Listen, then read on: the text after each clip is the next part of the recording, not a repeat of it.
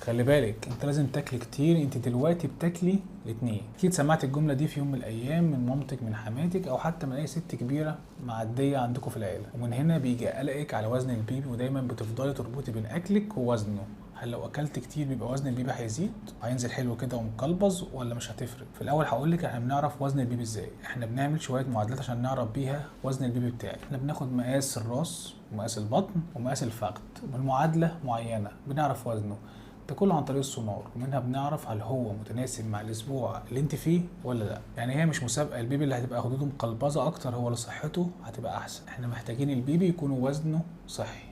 طيب لو طلع البيبي وزنه قليل شويه، ساعتها بنبدا نعمل فحوصات وندور على السبب. زي مثلا ممكن الدم مش بيوصل كويس ليه، او ممكن اكلك فعلا في مشكله محتاجه تظبطي بعض العناصر الغذائيه اللي ممكن تدخلك في مرض مزمن لا قدر الله، وهكذا. برضو لو وزنه زياده بنشك وندور على السبب، اللي من اشهر اسبابه هو سكر الحمل، او ممكن